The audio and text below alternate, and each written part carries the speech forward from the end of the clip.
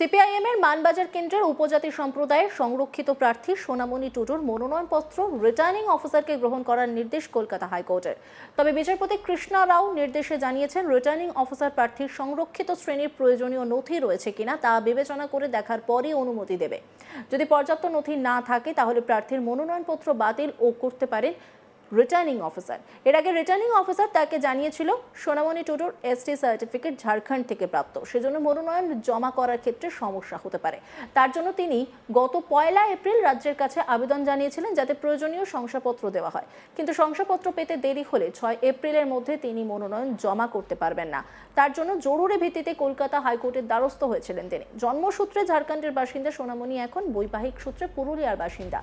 গত 2024 সালের লোকসভা নির্বাচনে ঝাড়খণ্ড কেন্দ্র থেকে প্রার্থীও হয়েছিলেন, তখন সমস্যা হয়নি। কিন্তু বিধানসভা নির্বাচনের ক্ষেত্রে এই রাজ্যের বাসিন্দা হিসেবে উপজাতি সম্প্রদায়ের সংরক্ষিত শ্রেণীর শংসাপত্র না থাকলে তিনি সুবিধা পাবেন না বলে জানায় নির্বাচন কমিশন। বাধ্য হয়ে কলকাতা হাইকোর্টের দ্বারস্থ হয়েছিলেন সোনামণি।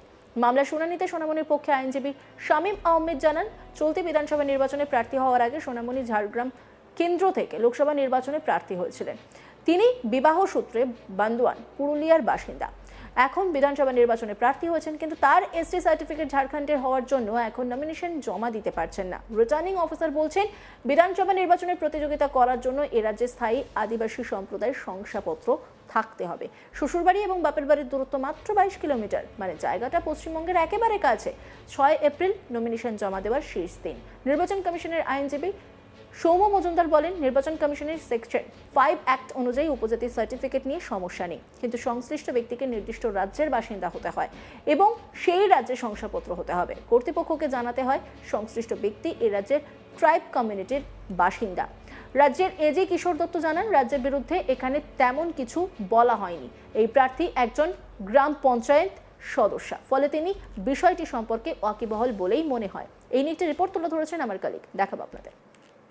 সিপিআইএম এর মানবাজার কেন্দ্রের বিধানসভা নির্বাচনের প্রার্থী সোনামণি টুডু বা সোনামণি মুর্মুকে শর্ত সাপেক্ষে তার মনোনয়নপত্র পেশ করার বা মনোনয়নপত্র জমা করার অনুমতি দিয়েছে কলকাতা হাইকোর্ট। সোনামণি টুডুর মূল সমস্যা হচ্ছে যে তিনি ঝাড়খণ্ডের জন্মসূত্রে ঝাড়খণ্ডের বাসিন্দা, কিন্তু বর্তমানে পুরুলিয়ার বিবাহ সূত্রে তিনি পুরুলিয়ার বান্দোয়ানে থাকেন। সিপিআইএম এর পক্ষ থেকে তাকে মানবাজার কেন্দ্রের শিডিউল কাস্ট অর্থাৎ এসটি সম্প্রদায়ের যে সংরক্ষিত কোটা, সেই কোটায় সেই আসনে তাকে প্রার্থী করা হয়েছে।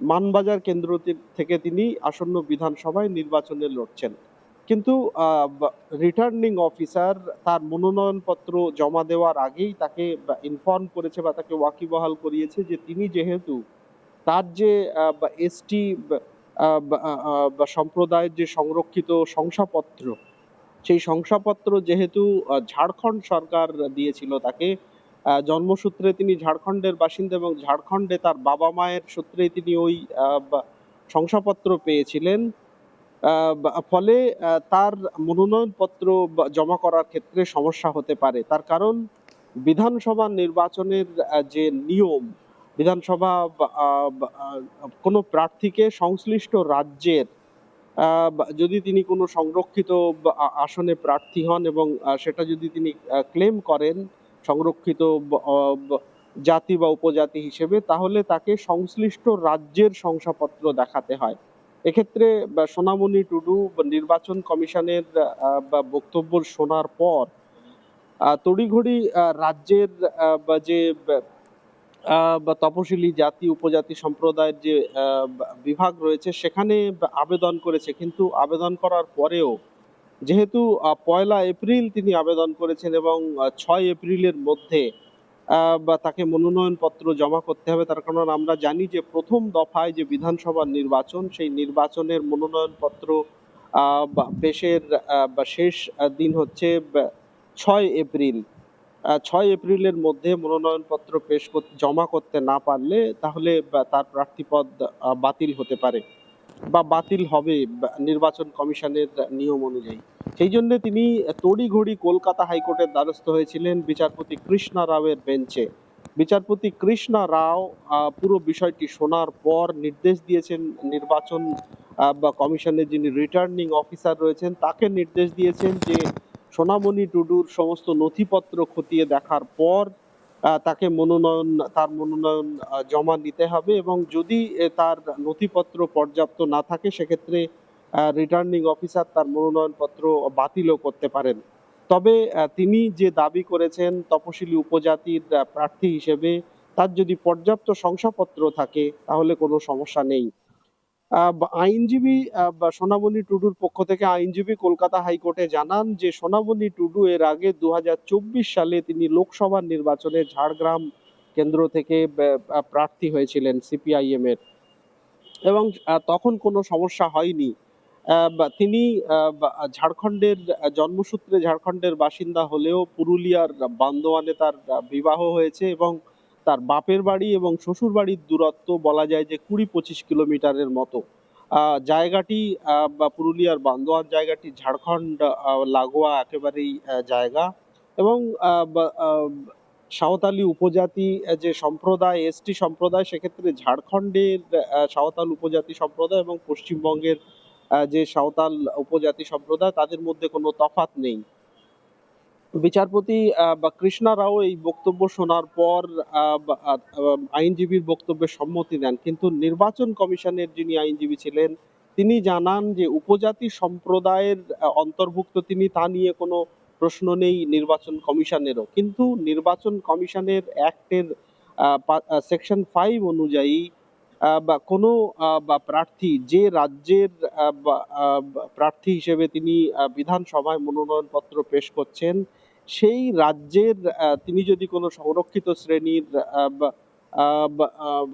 শংসাপত্র বা সংরক্ষিত শ্রেণীর অন্তর্ভুক্ত বলে দাবি করেন তাহলে তাকে সংশ্লিষ্ট রাজ্যেরই শংসাপত্র দেখাতে হয়।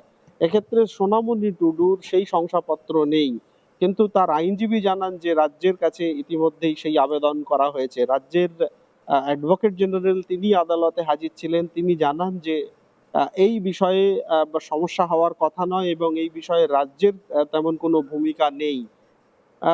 যদিও রাজ্যের পক্ষ থেকে অ্যাডভোকেট জেনারেল আশ্বাস দিয়েছেন যে প্রয়োজনীয় পদক্ষেপ রাজ্যের পক্ষ থেকে যদি করতে হয় তাহলে করা হবে, কিন্তু বিচারপতি বা কৃষ্ণা রাও সব পক্ষের বক্তব্য শোনার পর নির্দেশে জানিয়েছেন যে যেহেতু তিনি সাঁওতাল সম্প্রদায়ভুক্ত সে নিয়ে কোনো সন্দেহ বা সংশয় নেই, নির্বাচন কমিশন যেন তার নথিপত্র খতিয়ে দেখে এবং খতিয়ে দেখার পর তাকে তার মনোনয়ন জমা করার অনুমতি দেওয়া হয়, এবং যদি সেরকম হয় যে নথিপত্র পর্যাপ্ত না থাকে সেক্ষেত্রে ইলেকশন কমিশন তাদের মতো সিদ্ধান্ত নিতে পারে।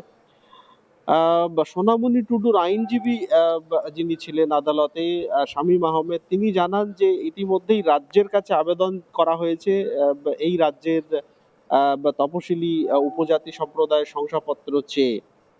আপাতত মনোনয়নপত্র জমা নিক নির্বাচন কমিশন, ইতিমধ্যে তিনি সেই শংসাপত্র বের করার চেষ্টা করছেন। শংসাপত্র পেয়ে গেলেই তখন ইলেকশন কমিশনে বা নির্বাচন কমিশনের রিটার্নিং অফিসারের কাছে জমা দেওয়া হবে। বিচারপতি কৃষ্ণা রাও ইলেকশন কমিশনকে নির্দেশ দিয়েছেন তার সোনামণি টুডুর মনোনয়নপত্র জমা নিতে এবং তার শংসাপত্র খতিয়ে দেখার পরেই তার মনোনয়নপত্র জমা নেওয়ার নির্দেশ দিয়েছে কলকাতা হাইকোর্ট। অন্যান্য খবরে আপডেটের জন্য অবশ্যই নজর রাখুন আজ তাক বাংলার ইউটিউব স্ট্রিমিংয়ে।